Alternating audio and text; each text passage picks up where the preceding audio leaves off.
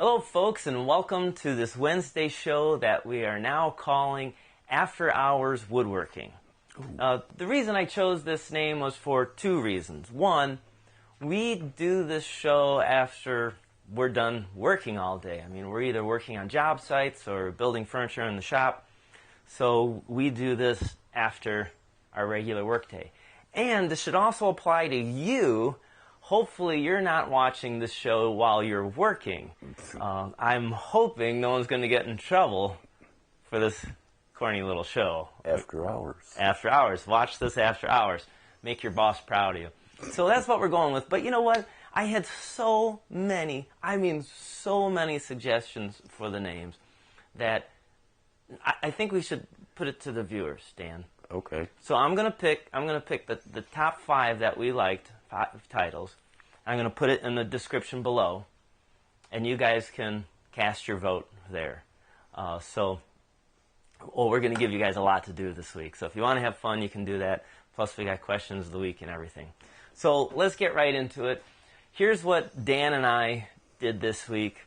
Now, you know we've been working over there on the offices quite a bit, but once again, just like most of my jobs, they go on hold because the customer has a question about something. I think it's a paint color now. Yeah. So I don't have time to wait for that. So we move on. We go to the next customers. And I do all my customers as a first come, first serve basis. So usually by the time I get around to them, what they initially were waiting for, like maybe one thing, turns into 3 or 4 things, which is understandable. I mean, they waited their turn for us. When we get there, they want our undivided attention. However, it's really hard to project and plan things when that happens. So anyway, we're on this other house, and it's a small kitchen. So we're doing some modifications to it. I got a few photos here to show you. We're moving a fridge into a wall. So we got some drywall and a little electrical going on. We're adding some new cabinets. And I was able to use a couple of new tools for the first time. I was able to use the Fest tool for the first time building these cabinets. And we'll talk about that in a little bit. So it's been an interesting project. This is the project where I'm going to try and use that crystal lac stain and match up the new cabinets with the old ones. So I thought I'd be ready for that this week. It'll have to go into next week, but we'll see how close I can get with that stain color. So that's what we've been working on job-wise. Now on Thursdays, as I mentioned, I go over and see a couple of old-timers, Dennis and Les. They're 2 great woodworkers, best woodworkers I've ever met. Their knowledge, their skill, it's unbelievable. But Les is getting a little up there in age. He's having some health issues, and so he's asked myself to help assist Dennis with finishing up these projects. And so I mentioned that last week. So we're over there this week, and Scott Midgley joined us. Scott is another fantastic woodworker. He has his own shop and little school up there in Ottawa Lake, Michigan. And so we were all, here's a photo of them. I'm the one taking the photo, obviously. But we're discussing on how doing some dovetails, some half-blind dovetails for these drawers. So dovetails is the topic, it seems, the last couple of weeks here. I think last week most of you all watched Mitch's video. I think he did a great job. I'm sure most of you probably agreed with that. So yep, dovetails on our mind. Let's see what else is going on. So Forest Blade. I got a new. I think I mentioned to you. I saw them at the Woodcraft Trade Show. Forest blades for the table saw, and I was talking with the fellow there, Ron. And Ron, I was telling you before, he's like 81 years old. Yeah. Got all kinds of energy. Has so much knowledge on the saw blades.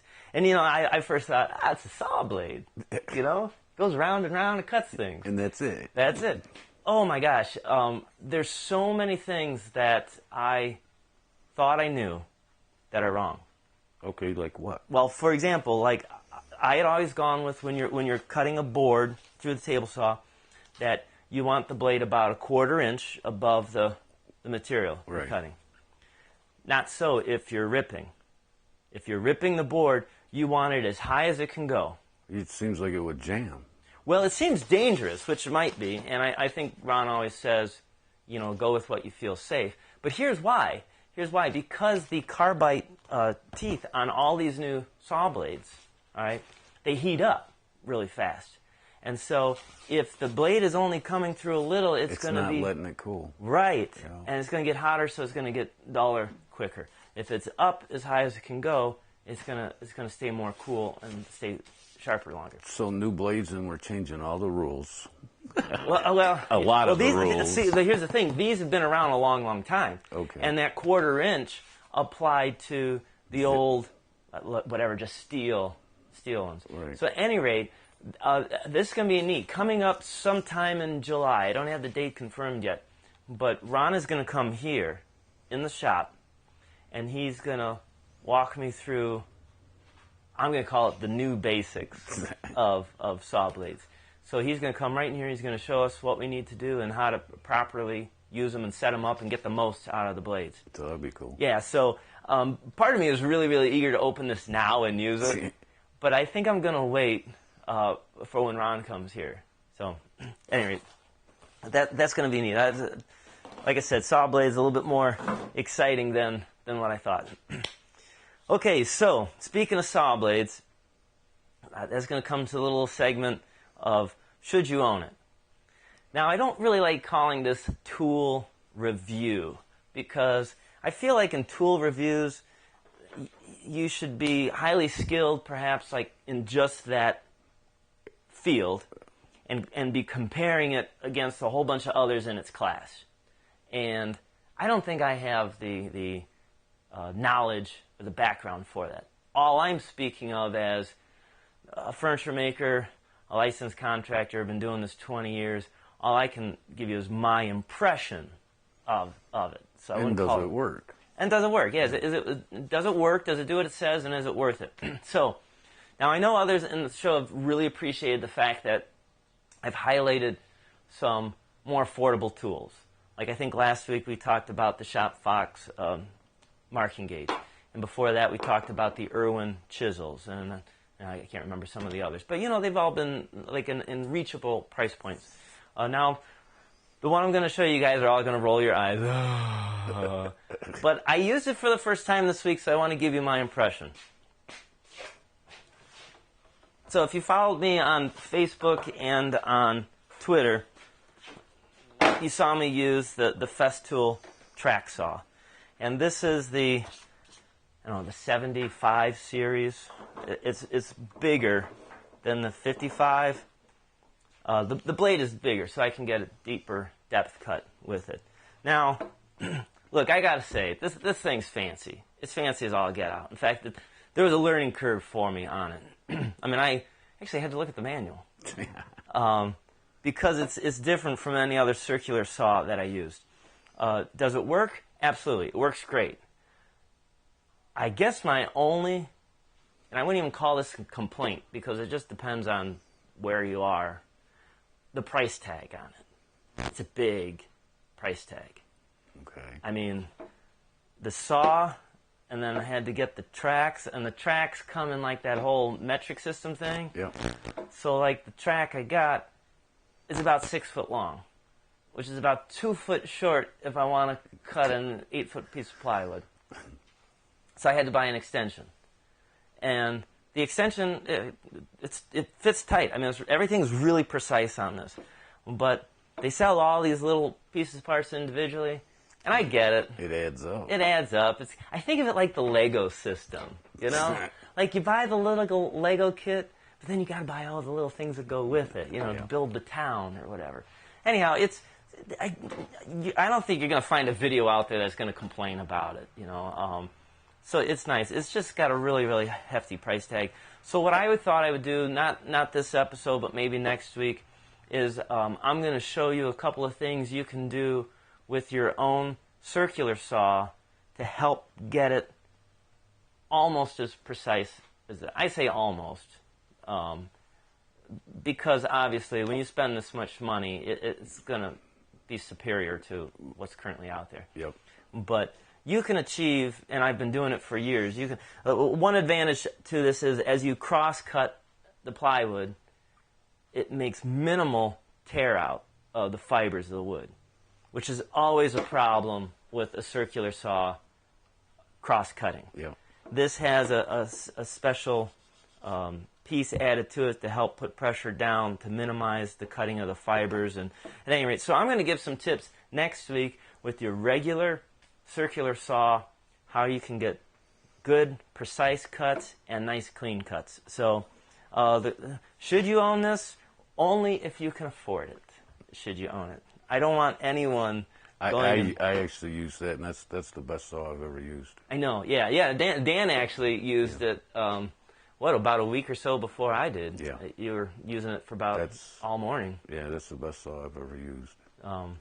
So yeah, it was funny because I think your exact words were, after I came out and said, how was it? You're like, oh, I'll never use another saw. I think that was a quote.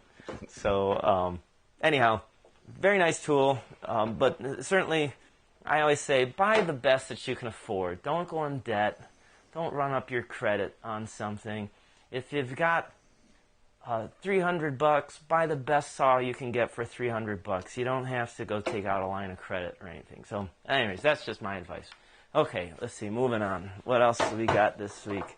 I guess that's our little "Should You Own It" series.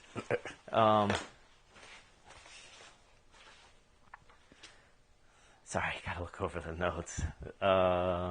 Okay. So I had a lot of email questions come in this week, a lot, and some were specific to what the individual is doing on their own project. I was able to help them, but I had some questions come in as far as the video I did last Friday, which was the Rabbet plane. Yeah. So a couple of questions was Tony.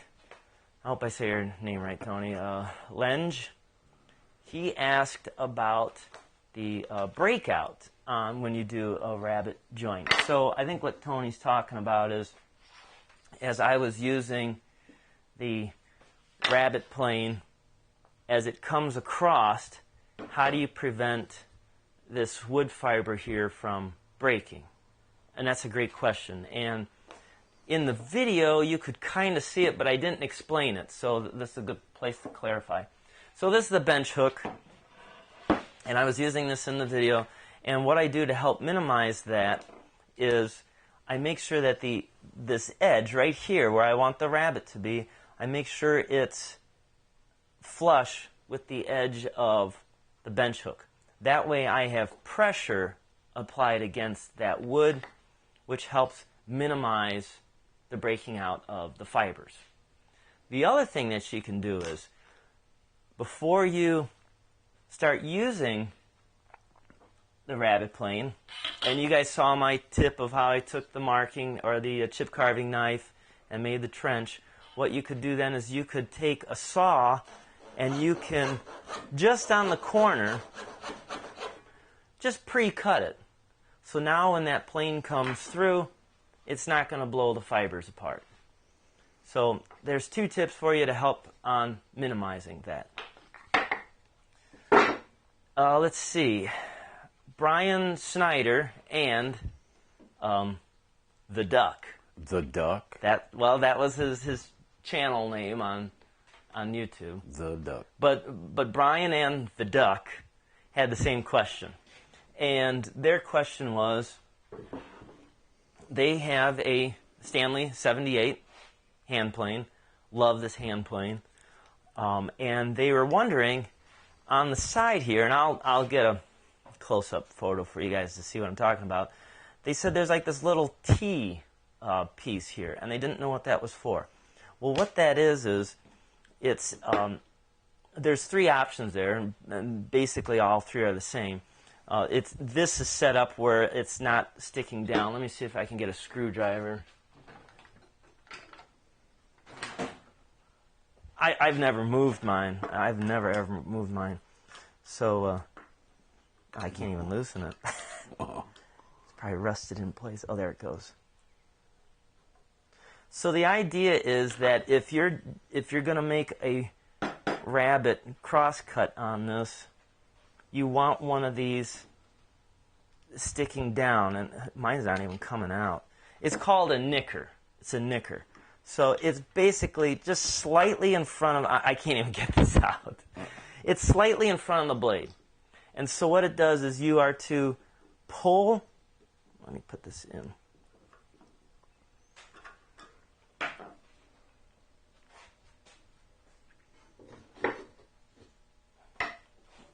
If the tooth is sticking down, you would score the wood by pulling it backwards. It first helps sever those fibers, and then you can go forward with it. And again, it's trying to reduce that breaking or that splintering of it. That's the purpose of it. I've never really found it to work all that great, and so that's why I like to use the chip carving knife to cut the fibers on it. Let me grab another hand plane real quick here, and I'll show you an older version with that. Okay, so you saw me reference this in the video as well. This is called a moving Philister plane. This has a few more bells and whistles on it, but it's still old. This is an old hand plane. And so right up front here, again, I'll have a photo for you. Right up front here is like a little spur or nicker, and it's the same idea. You would pull this backwards. Oh, look at that. To help sever the fibers, and then you can go forward and cut it. But it's not a smooth scoring. You know, it's rough and jagged. But it does the basic principle of it. And when I said this has bells and whistles, this has a depth stop to control how far deep I want the rabbet to go.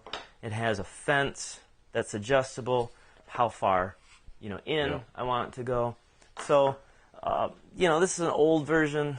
This is still old to me, but this is older. And then, of course, you saw me use the Wood River one. So I hope that answers some of the questions there regarding the rabbet planes. Let me just move this out of the way. Let's see what other question we have. Jonathan Sr. asked about if I could show how to use some of the hand planes. And I think I will. I think I'll do that in another video. Maybe that'll be a video on Friday's episodes. Probably won't be for a while because I'm leading up in a short little series here about dovetails. But yes, I will show how to use the hand planes. Gosh, that could be a series in itself. Yeah. How to buy a used hand plane, what to look for, maybe how to fix some of the used stuff, how to sharpen, how to properly use it. That could be a series in itself. But we'll try and cover something there for you. Okay, last week, I think Philip Quinn had asked the question, what do you do with scrap pieces of wood? And, I told him I had a scrap bin box outside for kids. But I had some nice comments from others. So Rick Reed said that he'll take a bunch of his scrap pieces, glue them all together, and then he just turns stuff on the lathe. Oh, okay. Yeah. And I imagine that would look pretty cool with all the different colors in it. Yeah. And not to mention, I know I could use practice on the lathe and getting better. Mm-hmm. So, that's a great idea. Let's see. Jan Kingston, he said he makes coasters. Oh, doors. there you go. Yeah, coasters. And door stops. Door stops, I never thought of that. Yeah. That's great. Door stops and bookends out of his. And then Patrick Purdy says he makes bird feeders and bee traps. What's a bee trap? I'm not sure. But I know what it is, but if it keeps the bees away, I'm all for it. But anyway, so look at that. There's a whole bunch of ideas for scrap pieces of wood. So thanks to the viewers for helping out with that.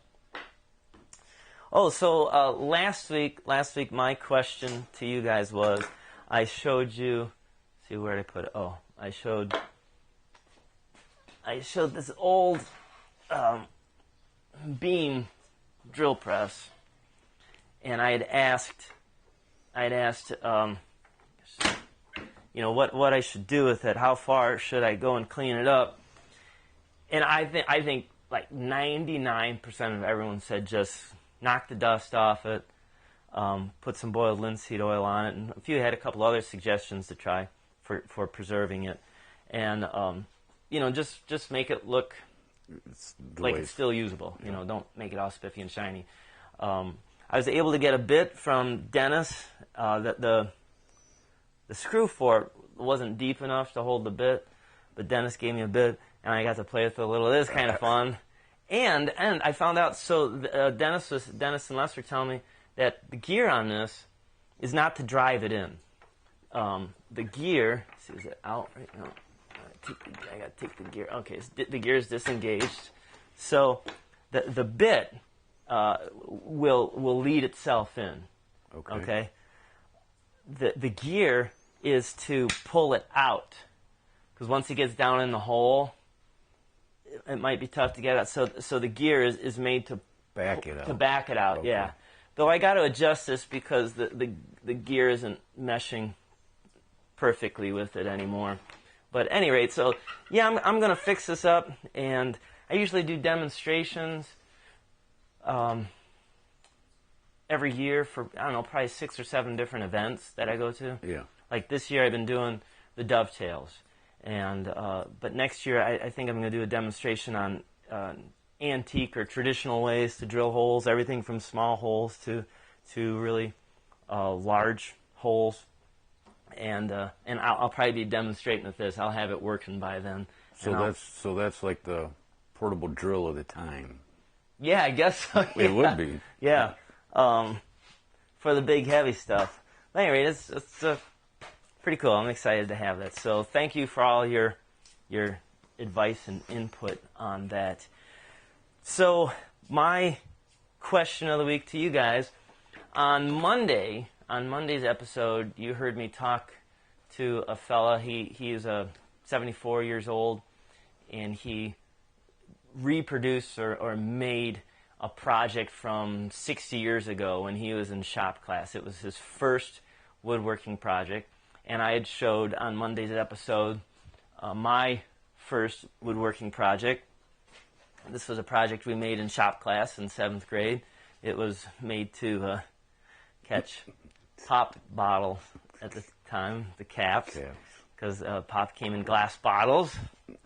Now it's still used today. Dan, what do we use it for? Not for pop. Not for pop. Mm-hmm. Still gets used, but I still have it. In fact, my mom had it for ever since I made it. I gave it to her, and she had it till she passed away. So now it's in my possession again.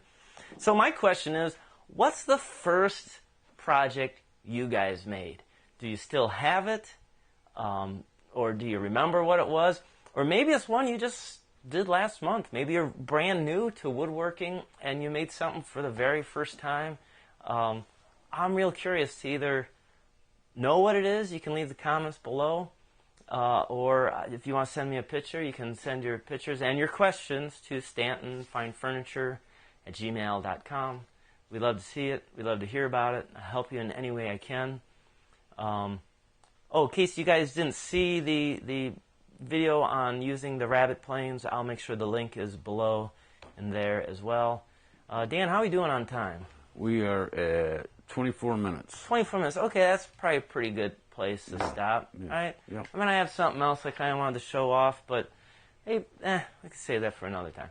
Okay, so Dan, anything that you want to Nope, add? I'm good. All right, well, as always, thank you guys so much for watching.